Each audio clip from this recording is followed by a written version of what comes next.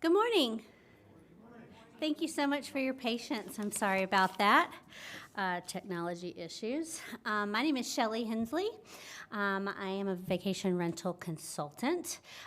Sorry about the photo. This is my COVID photo, but it's the best I could do. This is my first time away from my house since we couldn't leave it. So I'm glad to be here back at Partner Conference.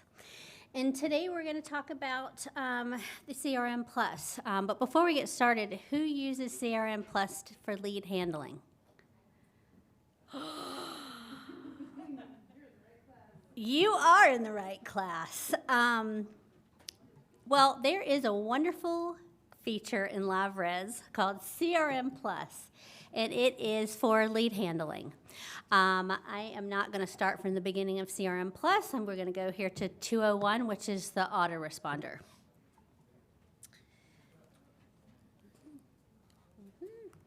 There we go. So today we're going to talk about the autoresponder, and what it does is it sends the correct templates to the right people at the right time without you having to do that.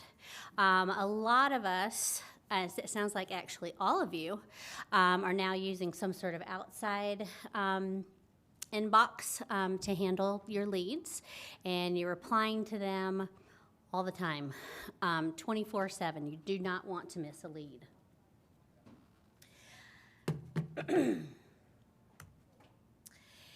So the autoresponder is going to be your new best friend. And why is it going to be your new best friend? Because every lead is potential revenue, every single one of them. And every one of them needs to be treated as such. Why will the autoresponder become your best friend? Because timing is everything. Right now, without using the autoresponder and the leads capabilities in LiveRes, you're probably watching your inbox all the time. Well, with the autoresponder, it replies 24/7 once you have everything set up. And that this is really key. Timing is key because the early bird gets the worm. You have office hours that you have your sales department there, but there's also going to be times, that people, maybe I can't sleep, and at 2 a.m. I decided to shop for my vacation. And so I submit an inquiry, and without an autoresponder, I have to wait and wait and wait and wait for your office hours to start again and for someone to reply. This is also the first impression of your company.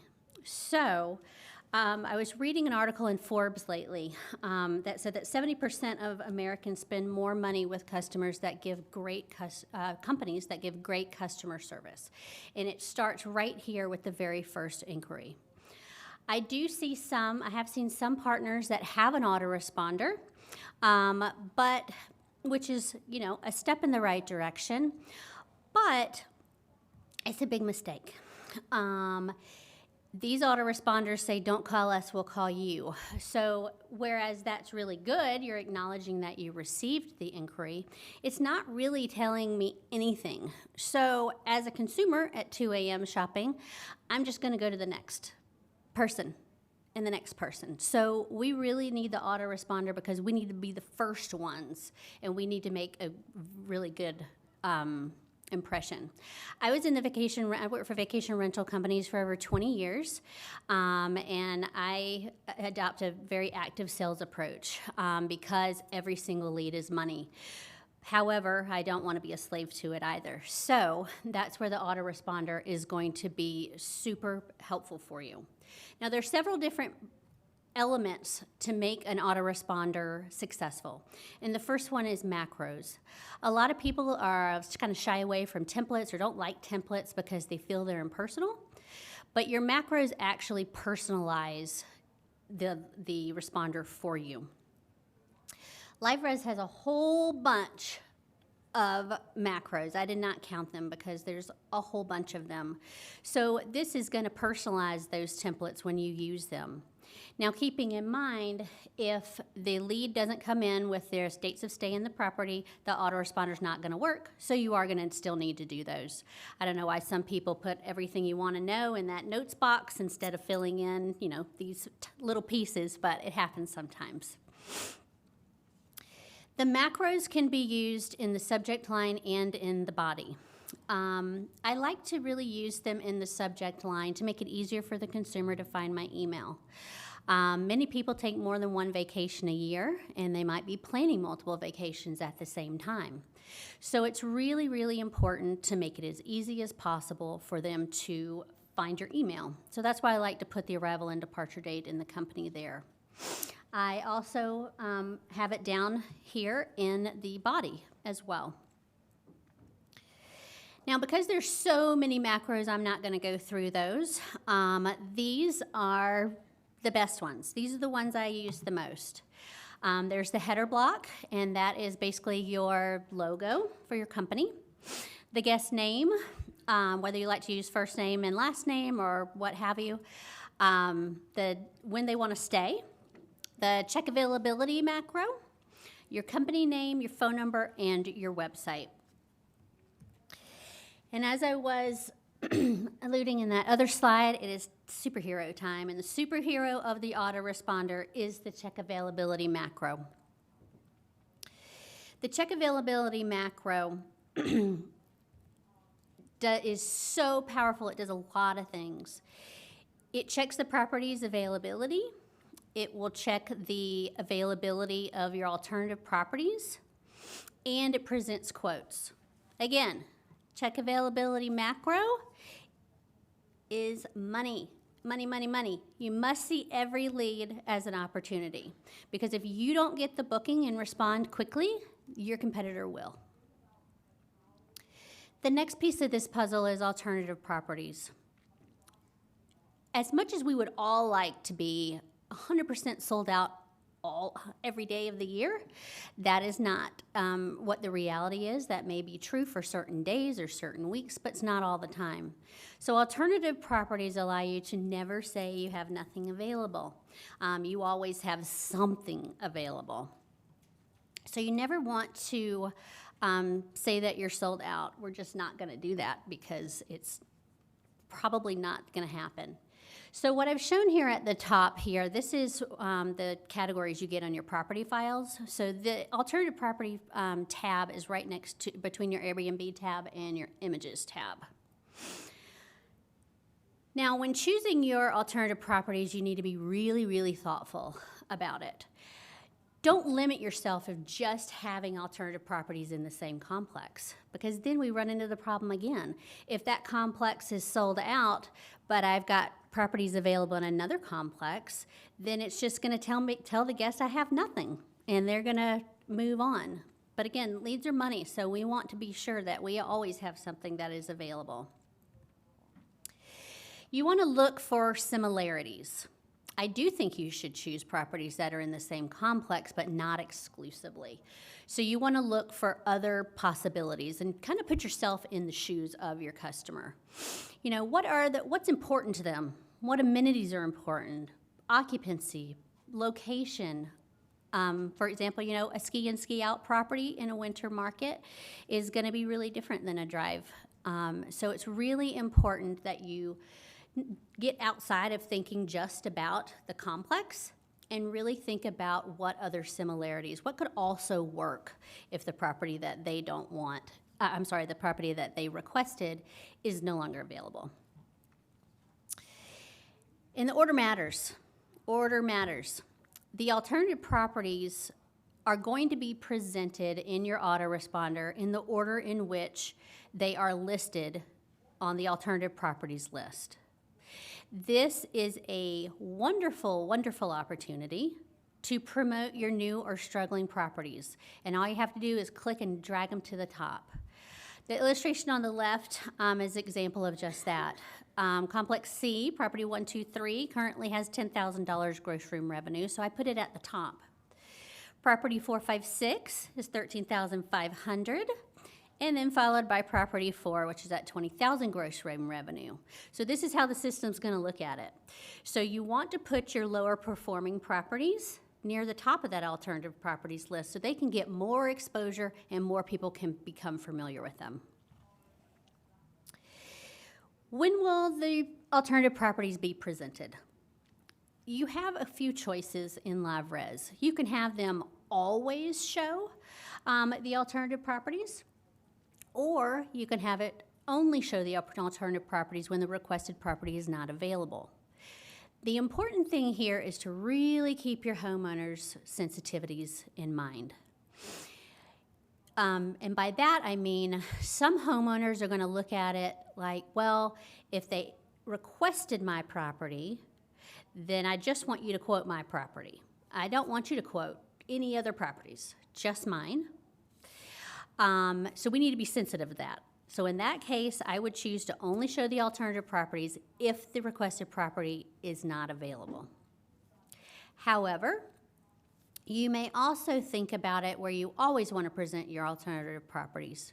For example, you might have owners that have multiple properties in your inventory. You would want to put those on their alternative properties list and always have those showing as well. So be really, really thoughtful about the alternative properties because it can be a super powerful tool and can really help boost the performance of your lower performing properties. And again, I'm going to keep saying it. The leads are money. You've got to work your leads. You've got to take action with all of these leads. Every lead is an opportunity. The next step is your campaign mapping. And this is how the autoresponder happens at 2 a.m. while you're sleeping in dreamland, not thinking about everything you have to do tomorrow. The mapping is critical. All your campaigns must be mapped to an autoresponder. So this is in your CRM under campaigns, and here's your list of campaigns. And then right down here, it says use the autoresponder. So down here is where you're going to choose which template will go to inquiries from this campaign. You might have a different template for your OTAs versus your direct bookings, but this is where you're going to decide and choose what that should be. It is really, really important to map these to third-party listings because they might need different information. You might send a confirmation letter, let's say, to an OTA booking, but we don't want to put the invoice block on it because it causes a lot of confusion. People are like, well, I paid $600. Why does this say I only paid $450? So, be really thoughtful with what your autoresponder should be and what the different messaging is depending on the distribution channel. So you're going to go to your campaigns and then you map to the third-party listing. And this is super easy. Really couldn't be easier. You hit this little plus button and then you choose your parser or your marketer and then you put in their listing number and then you choose your property and save. Done. Easy, easy. One thing to keep in mind, however, is your template formatting. Your templates can be in HTML, rich, or text. Most third-party inquiries, you will need to use text based because they don't recognize the HTML rich, but I certainly recommend that for your direct inquiries. Again, this is a first impression. This is your opportunity to wow them. The next piece are the send rules. And the send rules in the system there's so many options, but what they do is they tell us who to send, what to, when, and why. So first is the who. In your send rules, there's 3 different kinds. There's hold, lead, and reservations. So you want to choose the appropriate who to send it to. The next is your when, and there are several options built into the system on when to do it, X number of days on, before, or after certain events. For example, in this one, I chose 0 days on rental agreement date. So this is one I would use, for example, for my confirmation letter. I only want to send the confirmation letter once the rental agreement has been signed. And then there's the why. What conditions need to be met in order for this template to be sent out? And this is a really, I think this is a super important one because of what your choices are here. Balance due, paid in full, rental agreement received, or rental agreement not received. For example, in this example, it's your check-in information. You can have that sent automatically, but I don't want to send it to anyone who is not paid in full and who has not signed their rental agreement. This is, you're going to figure this out because people are going to call and say, what, I haven't gotten my check-in information and I check in a week. Well, you can look back and what conditions weren't met. Well, they're not paid in full. Maybe they added a crib and somebody just forgot to run it. Or they never signed the rental agreement. So it's another opportunity to get the rental agreement. The rental agreement is super, super important. It protects you, it protects the guest, and it protects your homeowners.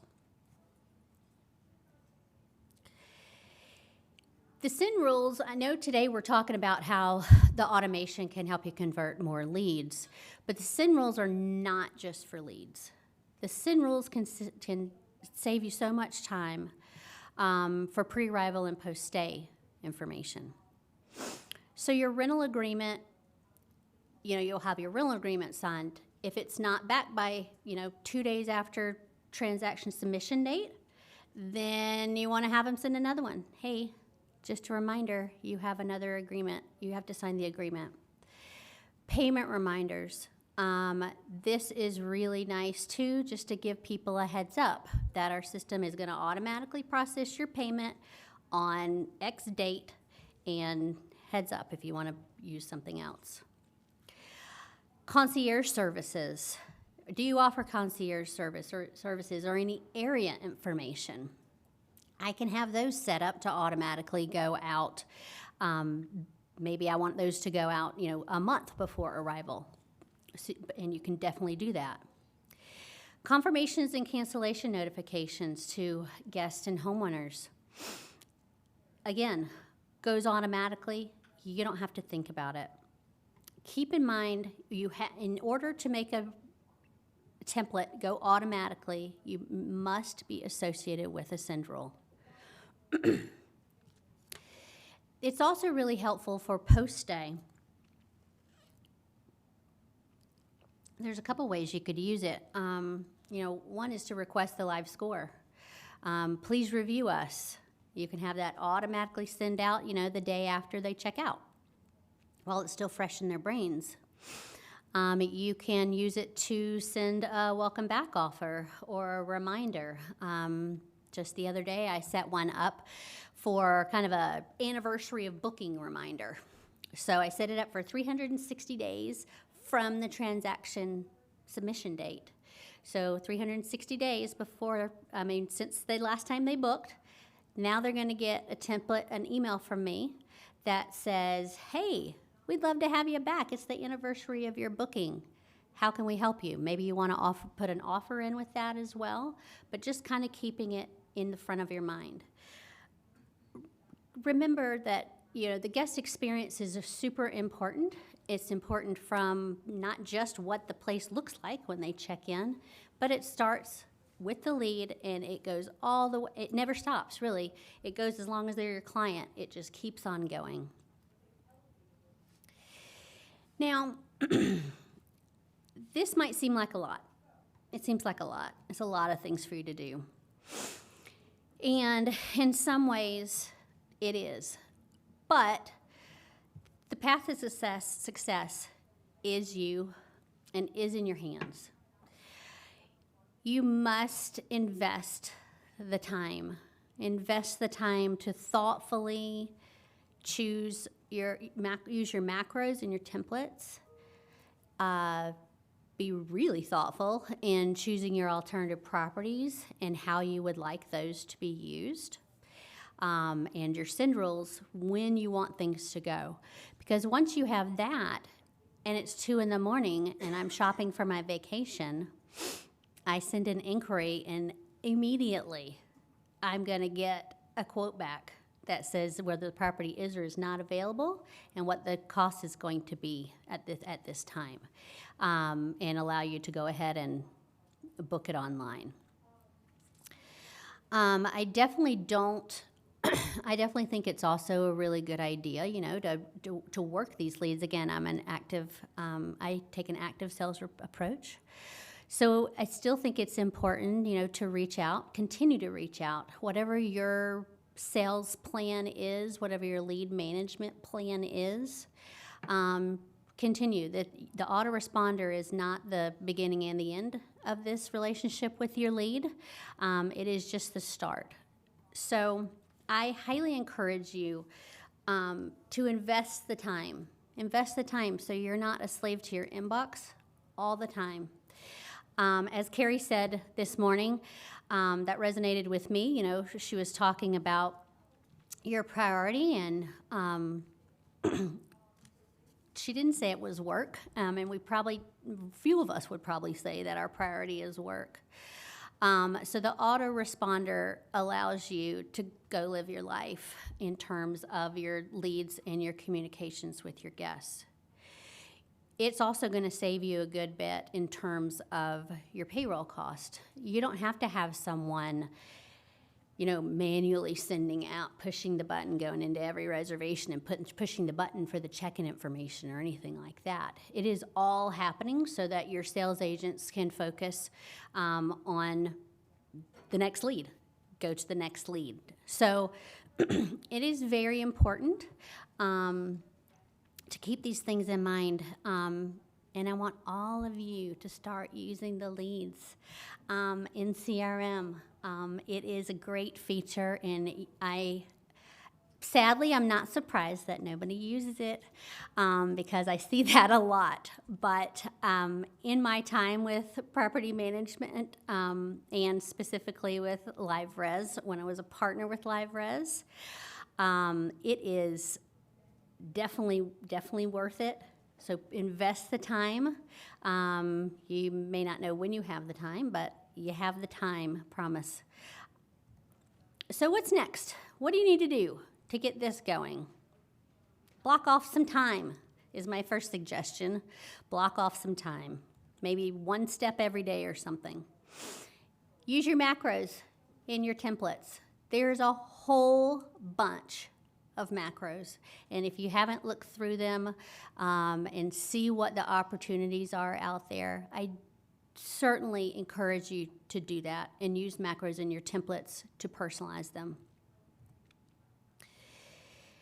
You need to thoughtfully choose your alternative properties for each property. This needs to be done by someone with a very, very strong knowledge of your property, of your inventory, so that you are getting pretty close to apples, if not, apples to pears kind of thing.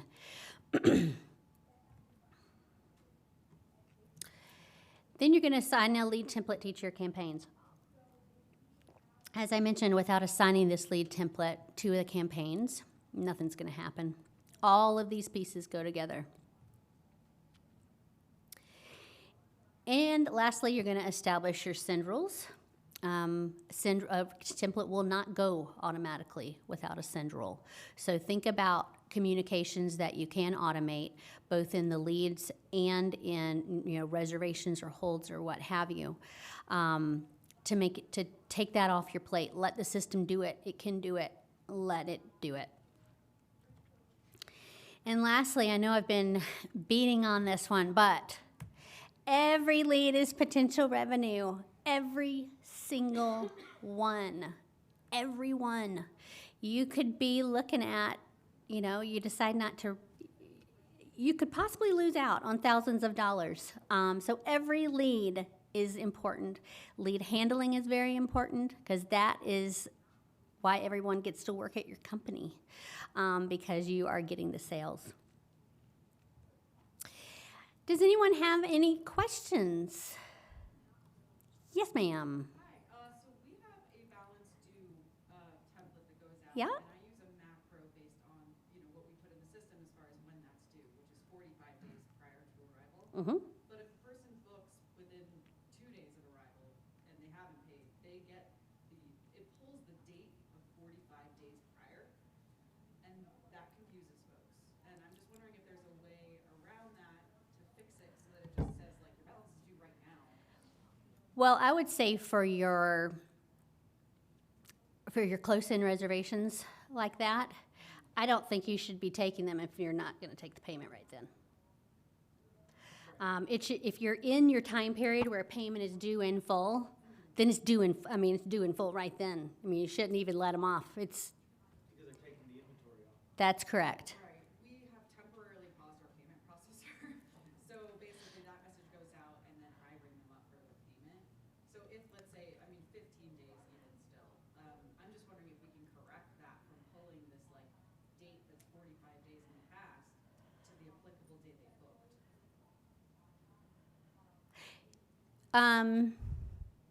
You can, but you wouldn't. I don't believe you will be able to distinguish that it's a last-minute booking. You won't be. You can't say in the system if it's booked between 45 days to arrival, we want this template to be sent out. It's just going to. It's just going to queue the whole thing. So unfortunately, not. Do you auto process payments if you had a processor? We would. Okay. Okay. You got to get back on that. That's a great feature as well. This is the tunnel that is bringing Good. Yes. Yes. Anyone else? Yes. So we had for a few years, we had all of the alternate properties and the autoresponder set up for before Verbo did kind of their change in structure and all of that. So how do you deal with the OTAs and responding to inquiries where you're bringing, as far as offering them alternate properties without getting in trouble, let's put it that way? Because they kicked us off of that, they flagged all of our emails. Yeah. The way that I do it is I use the number, their listing number. It's not something that can happen through the autoresponder, unfortunately. You would need to go in and say, okay, we'll look at listing number, whatever, as well. Because yes, that is an issue. We don't want to make them upset. But again, if you have something available, I wouldn't put a property that maybe you don't put your whole inventory on an OTA. So I wouldn't put one of those that is excluded in that. But I think you should be just fine putting in listing numbers, because it kind of tells them too. It's right here. They can still book it online. They're not flagging those autoresponder emails anymore, to your knowledge. Right. Okay. Right. Not that I've noticed lately. Yeah. Does everybody go and ask for the real email? The first thing I do for Airbnb is say, hey, can I get your real email? Because I have lots of stuff for you. Yes. I highly encourage you to do that. I think OTAs are fantastic to get new customers, but once you have them, you can save yourself some money, you can save them some money. So yeah, I would definitely encourage to getting their email address, however that is, whether it's you call them and get the email address, it's on your rental agreement you require the email address, but I would definitely do that for future. Most of them I send it right back in the app, and I get it. They tell you? Yeah.